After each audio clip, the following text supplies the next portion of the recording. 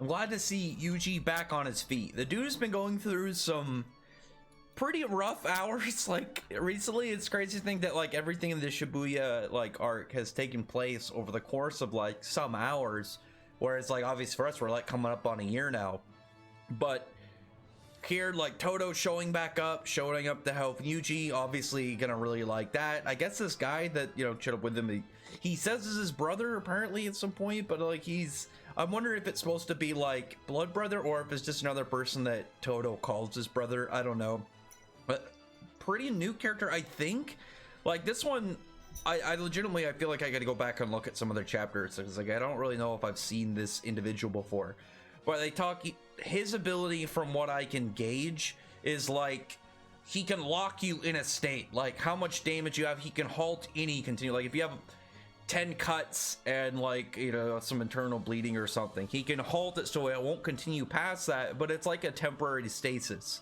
You contain the damage, but it won't get worse, and it'll get undone if it takes like too much damage like beyond what he has. So it just kind of like it's like a kind of just like a stalling technique, but obviously a useful like fighting based one instead of just like a general like, oh, it's just to build time. It's more of like it's kind of like a fighting power up cheat almost for him.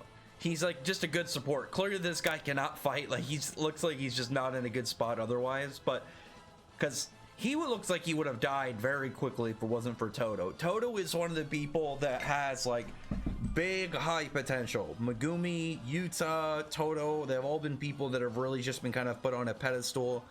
Like Megumi is the person that seems to kind of be like almost apprentice spot of Satoru, and Yuta is kind of just like his own guy. He had like a spot where we saw in volume 0 where he was kind of like under Satoru's allegiance, but who knows what he's doing now.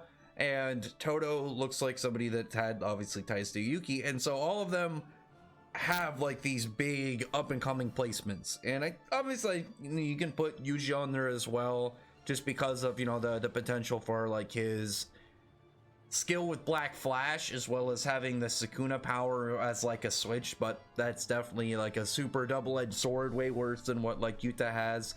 But now we get to see Todo like way more action. This is gonna be really cool. Todo has like a lot of hype around of himself. He clearly is very skilled with his ability, and on top of that, we've already seen what him and Yuji are capable of when teaming up. So I'm actually really hyped to see how that plays out, just because it's not just, oh cool, we're gonna get to see them fight. I really like their teamwork, and I think that with Yuji's like almost parkour style of combat and Todo being like a degree similar but a brawler, while having his with his power to switch people with switcheroo, like he's, what is his, I almost said switcheroo, but that's a completely different series, but essentially the same power. What was his Boogie Woogie, where he can like swap people when he claps? But like he like Mahito goes right for the you know, the support guy, and doesn't really mean anything for him because Todo just keeps clapping and swapping him.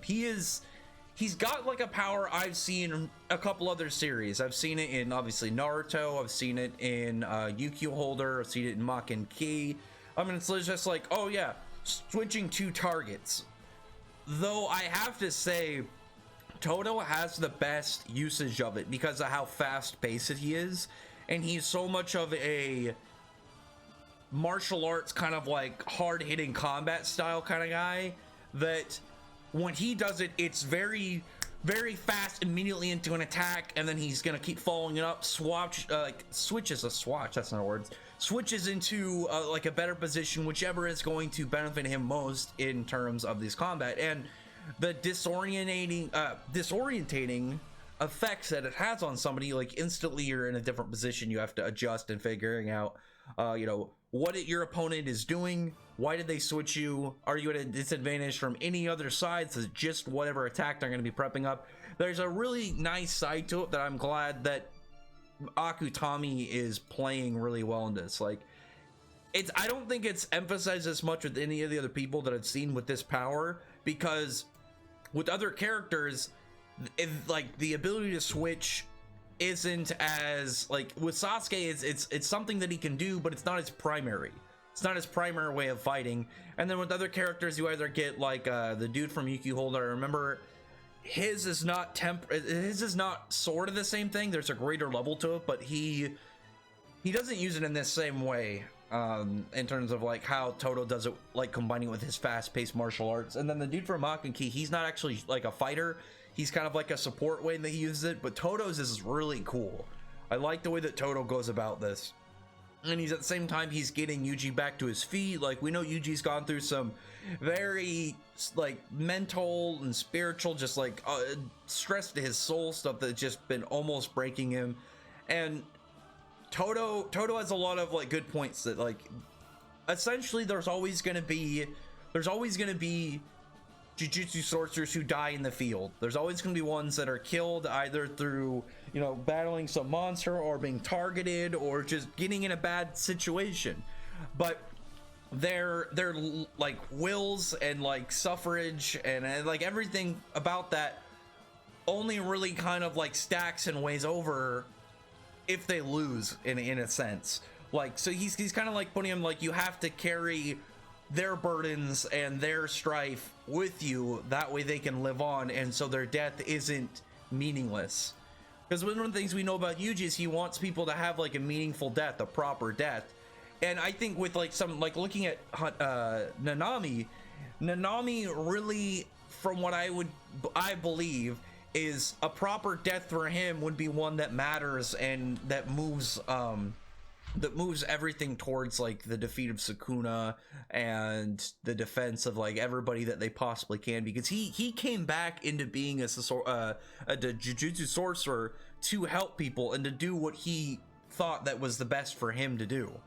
And even if he died in a way that, like, again, it was super rough and there was so much more he could have done, but I think as long as he's able to help the next generation and to help things keep moving, then he'll be happy in a sense. It's really nice to look at what his backstory kind of like told us about him and what holds, like, what the future holds for Yuji's character. That kind of ties it together, because Yuji even says that like he's gonna share the suffering that Nanami had, and he's gonna kind of carry that with him. But I really love seeing Mahito's powers. I know some people have talked about like Mahito's big thing obviously is in the general idea he can reshape the soul into different contours, and he can do it in a hacks way, like, oh, he can just almost one-shot somebody by messing with their soul if they don't have resistance to his ability. And that's really broken, but he obviously has to touch you. Whereas with himself, he doesn't have to. And I love seeing the weird ways that he fights. Like this panel right here. Seeing him like reshape part of his body to be kind of like a net, like a spiked net, just looks really good. It looks badass in the way that it's presented. And like just each step of the way that he fights is really cool. Like you see him go for the net. You have Todo switch him. He ends up like pretty much morphing his soul to have another version of his body kind of growing out of it to go and try and touch. Todo just says nope, claps again, switches them again. Todo doesn't notice though that there's one of those like little miniature transmogrified humans behind him. He goes for like that attack, but he's too smart. He's able to dodge. He's too quick. He's too skilled. He's got a lot of training. Todo has a lot of like potential, a lot of hype behind him. We know he's a big deal. But right then, here comes Yuji back on his feet, goes in for one of his moves, drop the black flash, and here they have now the counterattack. Yuji back on his feet, and then he's in a better headspace right now. He's not blaming it all himself, and I think he's looking at the big picture of like what they're working towards when it comes to destroying Sukuna, because the cursed spirits are doing all this to get Sukuna, and I think that if they're able to prevent like their plan and able to thwart them, get Satoru back, even if it's not fully, like if they're just able to get the cube back, prevent them from getting Sukuna all the way back out and push them from killing anybody else, then they will have pretty much an accomplished mission, a successful mission.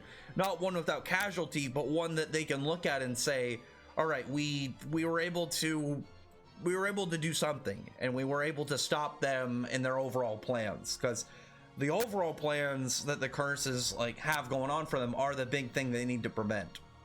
So really good chapter. I really like the synergy between Todo and Yuji. I've always really liked that, and I'm happy to see their characters working together again. So next chapter gonna be really good, really hyped to see where this is gonna go.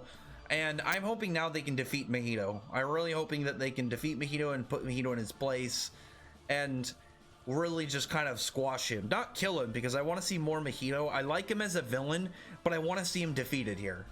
But anyway, other than that though, comment below, thumbs up the video, but friend the like button, subscribe button, check out my other videos. Other than that, I appreciate everybody who's already subscribed, and thank you all for listening. Bye.